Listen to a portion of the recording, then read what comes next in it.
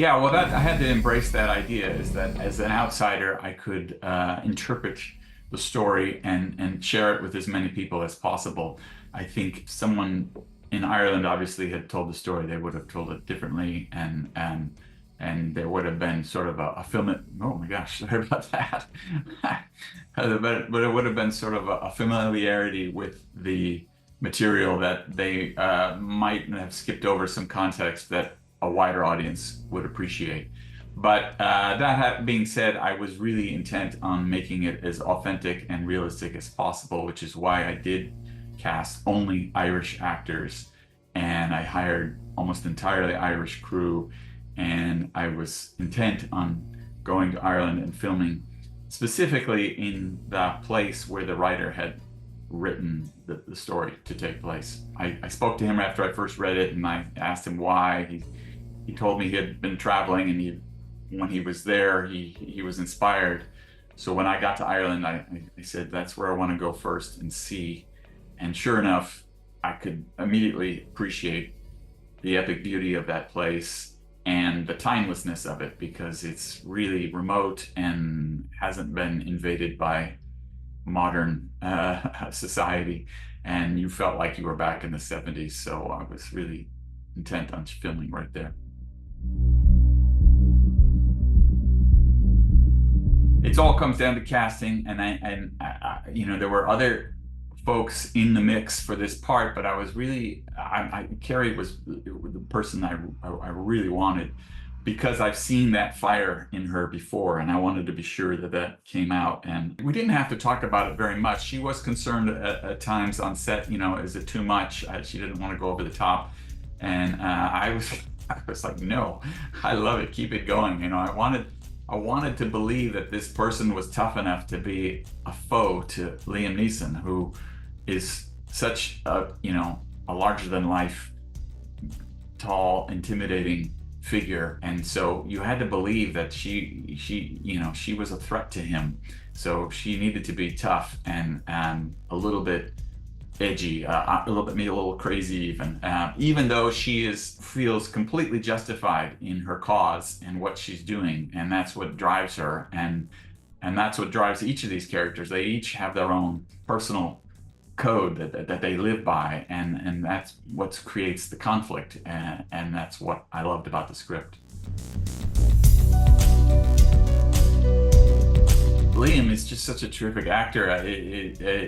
I wanted to take advantage of that in every way I could, and make what's up on screen, you know, that character as human as possible. And so I was happy to get all of it out of him. I mean, he always gives a good performance. I think it's a question of do the directors use it? Do they cut it into the film? I was eager to put it all up there because he is charming, he is funny, he can be obviously very serious and tough, but he can be all those things, and like any human being. And that's what I wanted the movie to capture. I wanted you to care about him and care about each of these people enough that you bought into the story and you got lost in this world. He is one of the funniest people.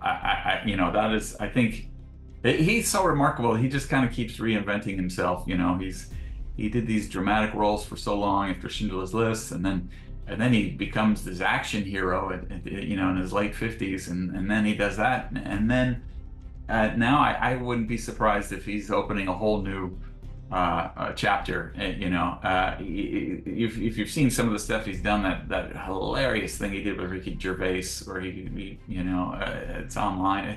He's just a funny man, and I'm looking forward to that. I think he's going to be terrific in it. He's got a bona fide great sense of humor, and he knows how to play for comic effect. So I think he's going to be great. So much. Some of it I don't even realize I picked up from him. I just kind of do it. It seems natural, and then I have to think about, oh yeah, probably do it because of him. You know, well, we've talked about casting. I mean, he always professes that, you know, you cast a movie well, and most of your job as a director is taken care of. And I truly believe that. I'm always mindful of what he's told me about casting people with different energies, so that there's two different things going on screen.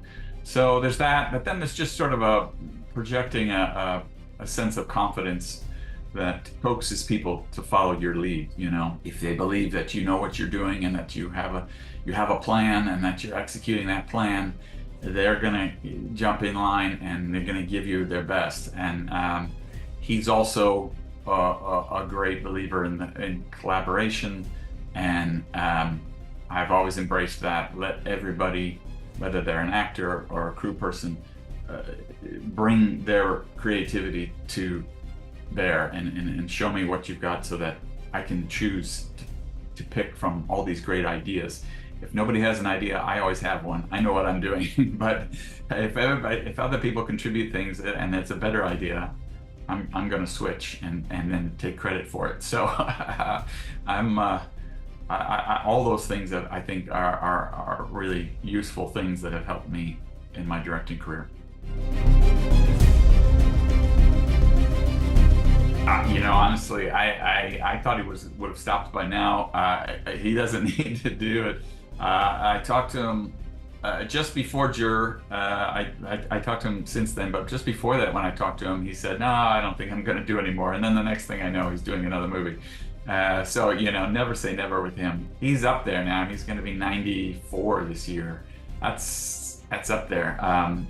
So I wouldn't be surprised if that is his last movie. But like I said, never say never. He's always full of surprises, that guy.